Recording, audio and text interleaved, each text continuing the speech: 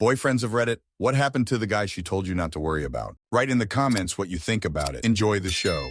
Story 1, complicated. We didn't have a relationship, but we talked almost 24/7 and knew everything about each other. I think you can say friends with benefits, but also an emotional connection. We both kind of felt the urge to stay loyal, but it wasn't a relationship. She blocked me about a year ago. Anyways, while we were talking, there was always this guy she was talking a lot about. They were each other's NR1 best friend on Snapchat eventually. She told me not to worry about him because he had a girlfriend and he was ugly.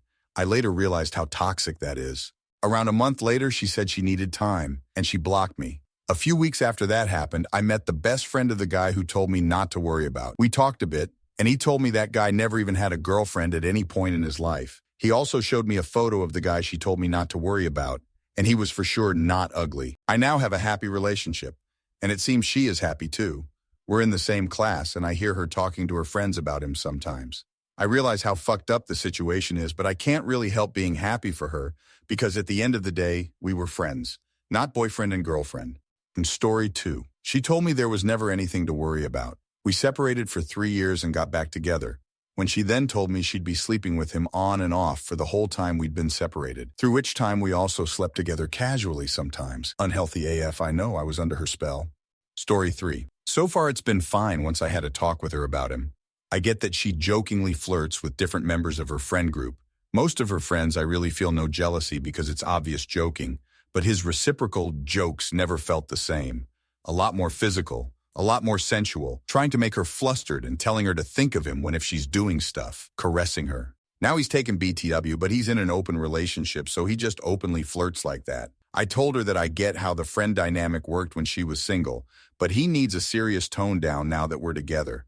What really made her realize was me pointing out the things he does and ask her how she'd feel if one of my female friends acted like that guy all over me. She said she'd rip their head off and make them feel like sand if they ever did that. I guess that kind of finally lit the light bulb of what I'd been putting up with. He's been more in line now. Story 4X convinced themselves we would break up because of a number of things that weren't true we could have fixed with communication.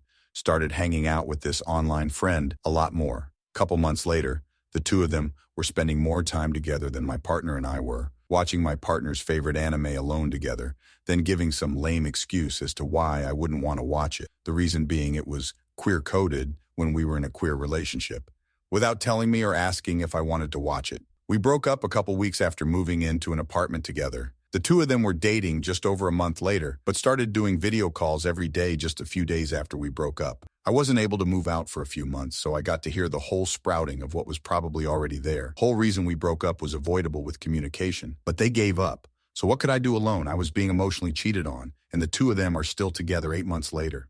Story 5. This is from the perspective of the guy he shouldn't worry about. We'd been friends for a few months when she met her boyfriend. She was a really good friend, but before they dated, she got me super drunk and we had sex. We remained friends after. He moved away and became long distance. They stayed together, but we would still hang out alone. She threw herself at me a number of times, but I would never be complicit in cheating. Sometimes I wish I could have been, but I'm not built like that.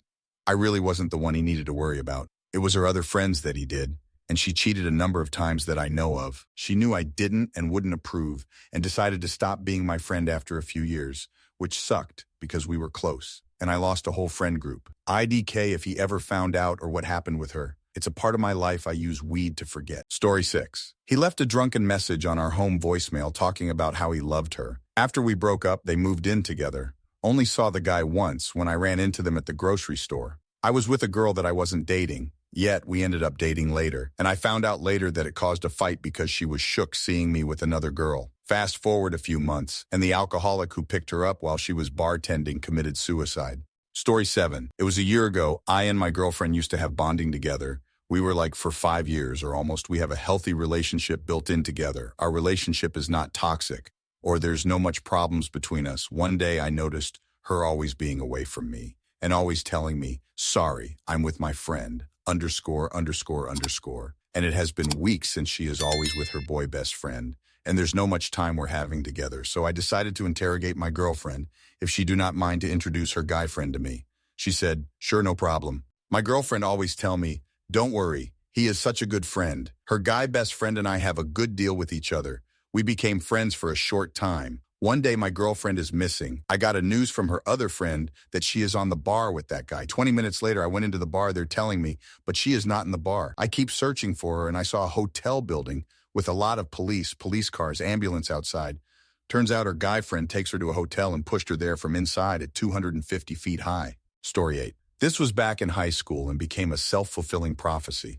I saw the signs but was indecisive instead of dumping her and could have avoided all of the social repercussions. He was my friend, and she gaslit me to make it seem like it was all my fault. People who I thought were my friends kicked me when I was down with this situation, whether it was trying to talk about them purposely when I was in earshot or finding graffiti written about it around the school. It mentally destroyed me. Fast forward a few years later and she did similar to him. I went through some counseling and I ended up burying the hatchet with both of them over the years. I got the satisfaction that he treated her like shit, and she admitted it was one of the worst decisions of her life. Me and him also patched things up a different time. AA of fake.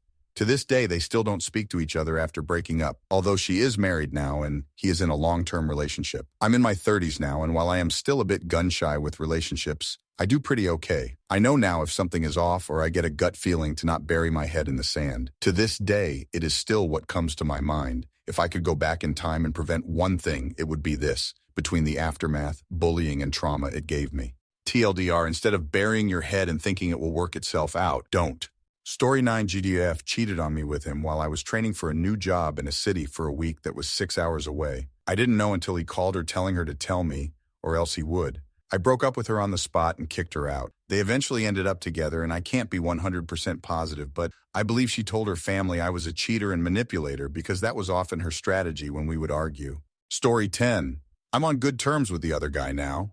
Why? Well, she got proposed to by the other guy you weren't supposed to worry about. I found out a month prior about their relationship. He found out from her through text when she texted us that she got engaged visiting him and his family in Brazil. I basically had to explain everything to him because he was blindsided. I extremely disliked the dude, but watching his lip quiver when I told him the truth just made me realize we both were victims. He's been dating someone else for a while now. Story 11. Happened after I graduated high school and she was a senior. Told me not to worry about the guy, so I tried not to. But it was hard after being cheated on prior. All my friends still in high school knew the other guy was a douche and said I shouldn't worry. A few months later, day of my college orientation, she texted me to break up with me to go after him, and I decided not to go to college. Turns out he was still a douche and abused her, but she hasn't talked to me since. He works at the local Walmart and I am unemployed. Turns out both me and the guy lost. Story 12. I don't know where he is now, but the dude I caught her with was out of the picture by the time our divorce was settled. We don't communicate, but a few years back, I caught her and her latest BF on my security cameras, trying doors to see if they were unlocked and peeking in my windows. The cops didn't really care until they got a look at her BF. They perked right up after that and wanted to know where they lived. I had no idea, but pointed them toward her social media and gave them her father's info. She knew before we married that cheating was a huge sore spot for me. After I caught her and filed for divorce, she tried to gaslight me. When I stood my ground, she got really nasty. One of the things she taunted me with, her going into detail about how she'd been cheating on me for almost the whole time we'd been married. I'm not sure if she was just being cruel or if she hoped I'd lose my cool and do something that she could toss me in jail over. She threatened to accuse me of abuse anyway, another sore spot for me. If I didn't let her take everything she wanted in the divorce, I'd have been nearly homeless. She only backed off when I showed her the footage I had of her and her new BF doing some shit on camera that she didn't want getting out. I never threatened to use it against her, but it was just the sort of thing she'd have done. So, it's what she expected. She didn't want her good girl reputation besmirched. She got more in the divorce than I would have liked, but it was a hell of a lot better than it would have been. She ended up with a nice chunk of change, bought a new car, rented a fancy apartment, and proceeded to run through every cent in just a few years. Meanwhile, I've been driving the same car I had when we were married. I paid off the house and I should be retiring in the next few months. Meanwhile, back at the ranch, she's casing houses with some dude that practically gave the cops an erection. They're perfect for each other. Story 13. I've never seen girls and guys successfully be just friends, like actual friends, which I consider a pretty deep bond. I tried to be a believer, but there's only so many times you can hear, "But does she make you happy?" before you realize it's impossible. Maybe I'm just naturally charming and so good looking, but I really doubt it. Sure, I can set up boundaries and be acquaintances, but come on. Once the inside jokes start, it's only a matter of time before other things go inside. Story 14. We'd been dating for over a year in HS. She forced us into a double date for prom kind of last minute. Soon after, but before prom, she missed a date with me because we were watching Forrest Gump and lost track of time. She spent most of prom night watching his every move like some weird puppy dog, dumped me 3 days after prom. I asked her why she didn't just tell me that she wanted to go to prom with him instead, so I could have been there with someone that wanted to be there with me. Played dumb about it. They totally weren't dating after that, even though a lot of our friends were telling me they were seeing them out everywhere.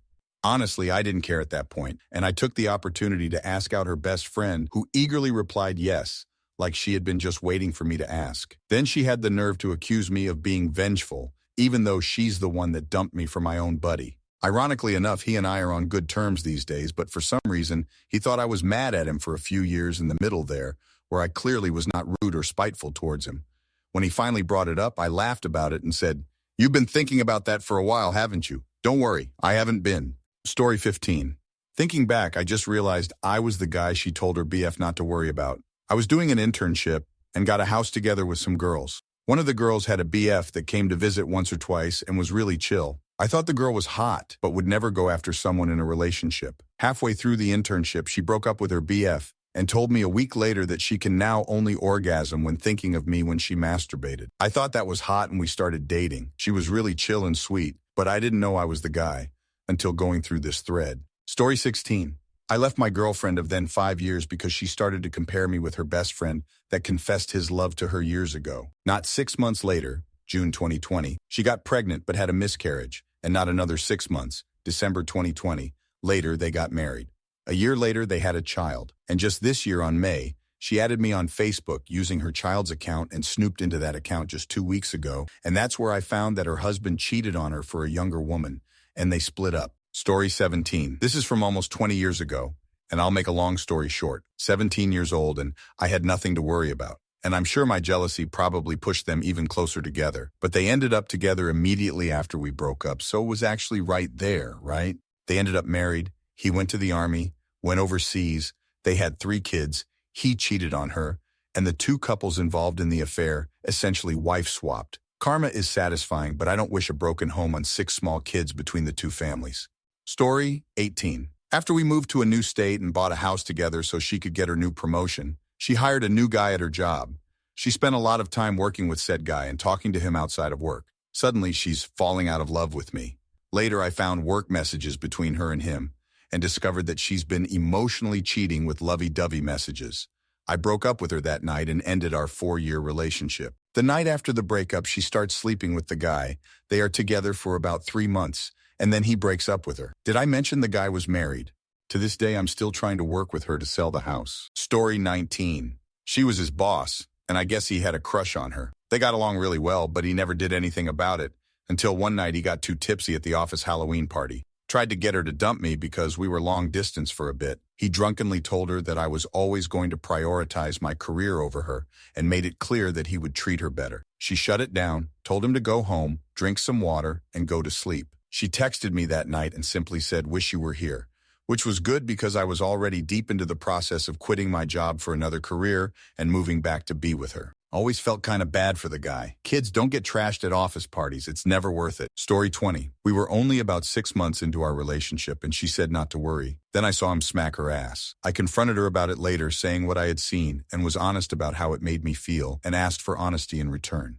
She confirmed that she allowed the flirtation and there was without a doubt sexual tension, but that it hadn't gotten to that point yet. I said, "Look, I'm not going to make you stay with me if you don't want to be with me," but that I just didn't want to be cheated on and didn't want her to have to live with the guilt of being the cheater. Over 10 years later, we are married with kids and he has faded into obscurity.